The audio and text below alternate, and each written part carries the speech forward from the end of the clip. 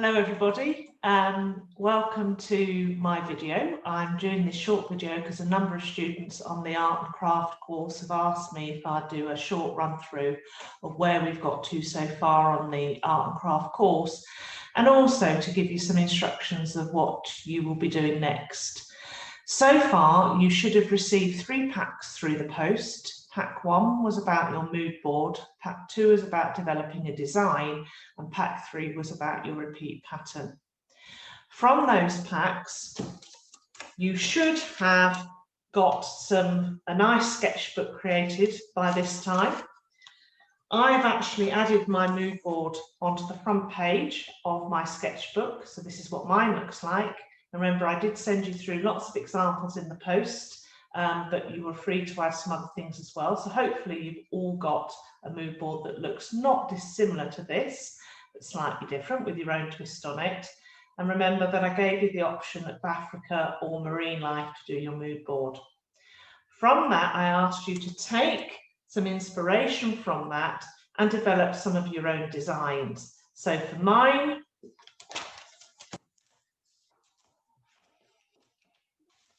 I used one of the sheets that was included in the pack, this one from Africa, and I've developed my own drawings here. And like I said to you in the pack, I did actually send some tracing paper out with the pack that you can actually trace the design. You don't actually need to draw it freehand yourself if you're not very confident with drawing. If you want to have a go, that's all well and good. With this design as well, as you see, I chose my own colours, so I decided to use red, orange and yellow, which are quite warm colours, and I just played about with colouring some of the stuff in. And really, you can have a go and do what you want in your sketchbook. It's yours to develop as you want. The second one I chose something else from my mood board, which is this little design here, and I've done it on this page. I've blown it up a bit, I've made it bigger, and for this one, I've used sort of purples and blues, sort of quite cool colours in order to develop my design. The third one, I took some inspiration from here and I actually did it across here and created sort of another design using greens, okay? That was what you needed to do for pack 2. Pack 3, which you should have just received through the post, okay, involves taking something from those 3 design sheets and doing a repeat pattern from it. I did give you some ideas for repeats in the pack that came out to you of how to do just a straightforward repeat of a very simple design, or to do a mirror repeat, which is where you flip the image over, or to do like a brick repeat or a half drop repeat. All the instructions are actually in the pack, but what you should have ended up with is something like this. Now this is mine. As you can see, my drum from my first image is here, and I've done a mirror image here, so I've turned it upside down and repeated it across the page. Okay, you don't have to do anything complicated. It can be a really simple repeat, so don't think you've got to be good at drawing. If you want to, I've done mine using tracing paper as well. So this is my example of my, hope you can see that, of my tracing paper design. Okay, it's quite faint, but at least you can get an idea. You can also use greaseproof paper, that's quite good for tracing as well, so that you come up with a page of repeat ideas. During this page as well, not only did I use the design I had, I actually swapped some of the patterning around on it to create this one as well. So you're just playing about with ideas to create a repeat, okay? That's where you should have got by the end of pack 3. Now the idea is that you're going to use that repeat to go on to your glass object that I asked you to collect. Now, I think I said in my first pack to collect a glass object, either an old jar or a jam jar or a coffee pot. This is a coffee jar. Or you could do it onto a mirror. You don't actually have to use a jar, but use something that's in the house. An old bottle would do as well. So this is just an example of a coffee jar. this one an old jam jar, and this one is an old glass that I've got, okay? And today I'm going to show you how to decorate this. Now in pack 4, which you should be getting if you've not already got it, what I've asked you to do is to copy your design from your sketchbook onto a piece of tracing paper. Okay, I did include some tracing paper in the first pack, and I will be sending you some out again in pack 4. But I've actually used greaseproof paper here. It works the same, so it doesn't have to be tracing paper if you've run out.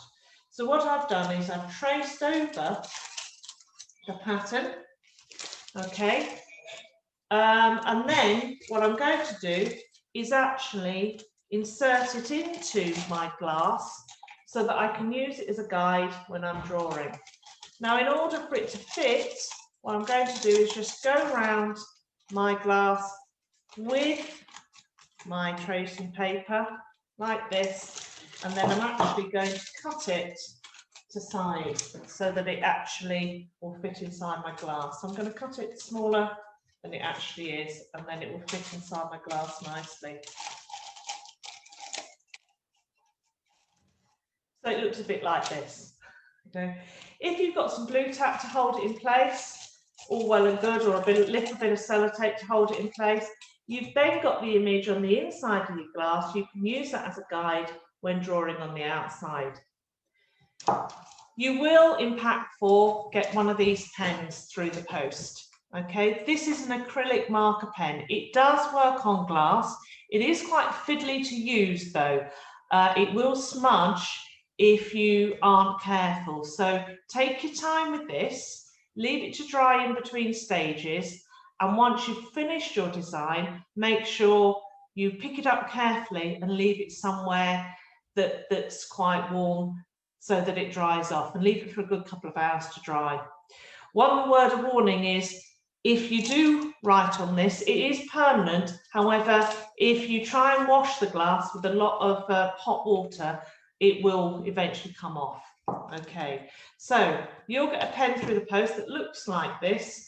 In order, you may find that when you open yours, that the lid, the tip of the pen isn't actually black, that it's like a yellowy colour. That's because the ink's inside here, and what you need to do before you can use it is give it a good shake, and actually on another piece of paper, so that you can see the ink coming through. Okay, then taking your glass object very carefully with the image showing, you're going to draw on to your glass. And like I said, the glass obviously is very slippery, so take your time and draw your first lines.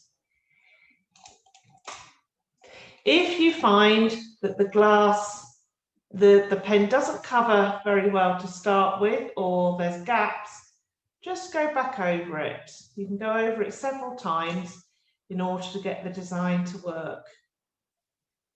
And like I said, be careful of smudging it, and just take your time so that you actually get the image to work. Once you've done it once, leave it to dry before you go right round. Unless you're very careful, it's quite easy once you're working round, if it isn't left to dry, that you will smudge it with your hand as you're going round. But what you should end up with is, and this is my one that I've completed. As you can see, it took several attempts. I went over it quite a few times in order to get it to stick, and then I left it to dry. And as you can see, by rubbing my hand over, it doesn't smudge now. And that's my finished piece. So hopefully that helps with an explanation of what to do. Again, you've all got my email address. It is in the packs. If you want to email me to ask any questions or send me any pictures, please do. And thank you for watching.